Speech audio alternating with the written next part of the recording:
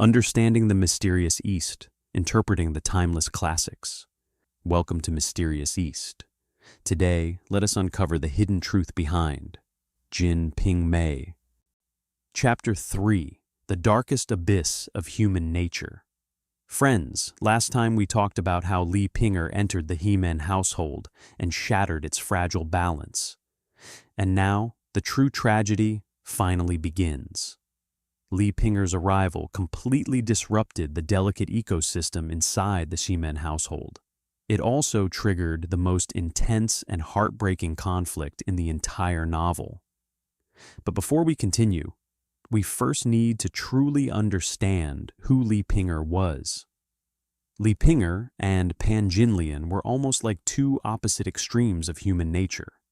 Pan Jinlian was like fire, beautiful, sharp, aggressive. Li Pinger, however, was like water, gentle, quiet, soft-spoken. Among all the women in Jin Ping Mei, many readers consider Li Pinger their favorite. Why? Because she is one of the few people in the entire novel who still carries genuine human warmth, and she was extremely wealthy. Originally, she was the wife of Hua Zixu. After the Hua family collapsed, she carried boxes of treasure into the He-Man household one after another, almost like someone moving bricks. A huge portion of He-Man Qing's future business empire and political rise was built upon the wealth Li Pinger brought with her. And this creates a fascinating phenomenon in emotional economics. He-Man Qing's feelings toward Pan Jinlian were mostly based on physical obsession and a desire for conquest. But toward Li Pinger, he developed something that almost resembled real love.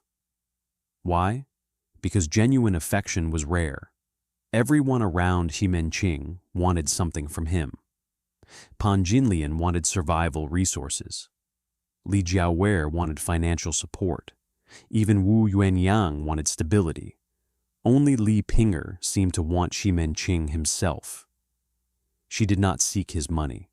In fact, she brought money to him. What she truly desired was emotional attachment. And for a man like He-Man Qing, who had spent his entire life surrounded by manipulation and calculation, that kind of sincerity felt unbelievably precious. Outside the household, he constantly fought political and business battles. But inside Li Pinger's room, he found warmth, a place where he no longer needed to remain guarded. That was why, after Li Pinger entered the household, she quickly became He-Man Qing's favorite. And at that moment, Pan Jinlian completely lost control. Try putting yourself in her position. Before Li Pinger arrived, Pan Jinlian competed only for extra affection. But now, a woman had appeared who possessed both wealth and genuine love. To Pan Jinlian, this was no longer jealousy.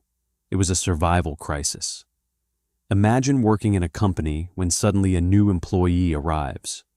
They are more capable than you, more likable than you. They bring better resources. The boss trusts them completely. What would you do? Pan Jinlian believed there was only one option: war. But how could she defeat someone like Li Pinger in direct competition? Pan Jinlian was extremely intelligent. She quickly realized the key factor that would determine victory in this battle: a child. And now the gears of fate finally began turning. What comes next is perhaps the cruelest and most suffocating section in all of Jin Ping Mei. A story about how the birth of a new life slowly transformed into a death sentence. Prepare yourself, because what follows will reveal the darkest abyss of human nature. During the middle section of the story, something enormous happened. Li Pinger gave birth to a son named Guan Ge'er. The birth of this child instantly stabilized the power structure inside the He-Man household. He-Man Qing was overwhelmed with joy. This was the son he had waited for. And more importantly, the child was born from the woman he truly loved. The novel describes how obsessed He-Man Qing became with the boy.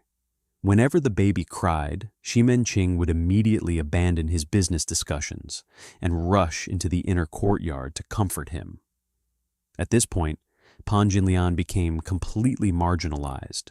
She was no longer simply losing affection. She was slowly becoming invisible inside the household itself. Extreme jealousy creates chemical reactions inside the human mind. And so Pan Jinlian began carefully planning a psychological war against the infant. Notice something important. She did not poison the child. She did not push anyone into water, like the villains in cheap dramas. Those methods were too crude, too easy to expose. Instead, Pan Jinlian created an atmosphere of terror. She owned a white cat named Snow Lion. Every day she trained the cat. How? She wrapped raw meat in red cloth and taught the cat to pounce and attack it. And now think carefully. What does a newborn baby wrapped in red cloth resemble in the eyes of that cat? That is what makes Pan Jinlian truly terrifying. She created a hidden bomb that could explode at any moment. At the same time, she constantly cursed and smashed objects outside Li Pinger's room, filling the courtyard with pressure and fear. Li Pinger herself was already timid by nature. She had just given birth and was physically weak. The baby was fragile and easily frightened. Pan Jinlian intentionally transformed that courtyard into an environment of psychological terror, and eventually tragedy arrived. One day, Guangaer was lying on the heated bed, wearing red clothing, when the white cat suddenly leaped onto him and scratched him. The child was terrified. Soon he began suffering violent convulsions and crying endlessly day and night.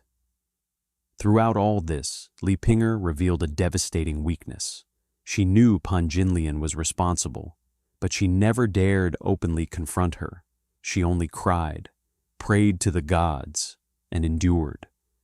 Kindness without strength eventually becomes helplessness, and helplessness in front of evil becomes a form of silent cooperation. In the end, Guangaer, the child carrying all of Xi Menqing's hopes for the future, died from illness and terror. The child's death destroyed half of Li Pinger's soul. Not long afterward, Li Pinger herself also died from grief and despair.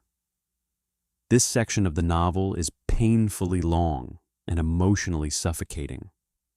You watch a beautiful life slowly wear away piece by piece, like a candle burning toward extinction.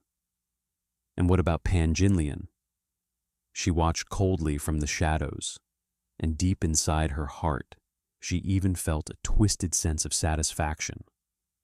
Friends, that is all for today. In the next chapter, we will witness the final destruction of Xi Menqing's empire.